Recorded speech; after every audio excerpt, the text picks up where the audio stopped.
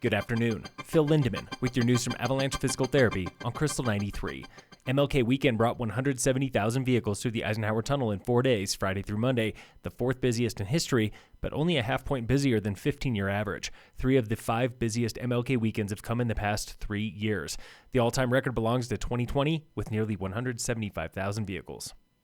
We've got the final report on a 25-year-old snowboarder who fell off Peru chair at Keystone last Friday. This from the State Tramway Safety Board. The bar was not down when that man slipped off the chair over A51 Terrain Park. He fell more than 25 feet and suffered moderate injuries. No one else fell. Inspection showed it was accidental user error, not a mechanical issue.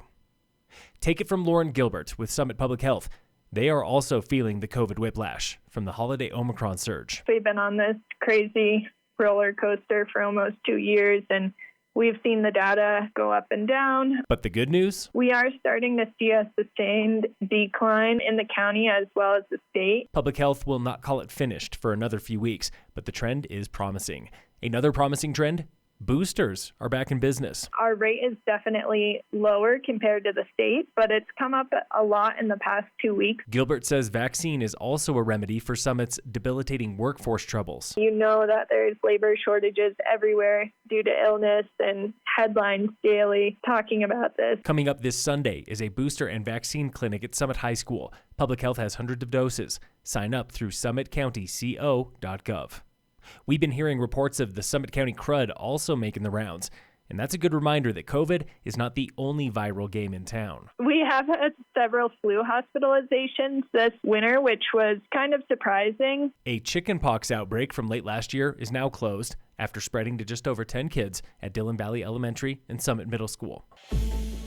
This week on the State of Summit. I truly believe that 90% of short-term rental operators are going to rent in compliance, and it will be that 10% that are going to go outside of those bounds. That is County Planner Jessica Potter, setting expectations for Summit's complex and hotly debated short-term rental rules. These regulations were devised to be able to address parking noise and trash. Those are the main things. But these new rules, she says, mean little if there's no way to enforce them. It starts with this from Keely Ambrose. It's sort of a 3-strike system. If we have a substantiated violation, they're getting notice of a violation. They're not necessarily getting a citation from the sheriff's office, but they're getting a notice of violation from the planning department. If things get bad, especially noise, that is when the sheriff steps in with community service officers.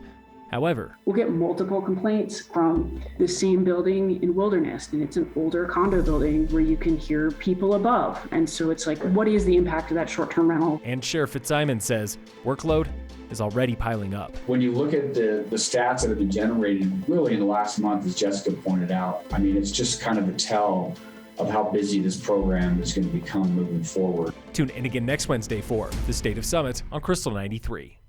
In sports, the Avalanche play the Ducks tonight at 8. The Nuggets face the Clippers at 8. And in local sports, Summit High School Wrestling has a home quad meet today, hosting Middle Park, Basalt, and Platte Canyon. Phil Lindeman with your news from Avalanche Physical Therapy on Krystal 93.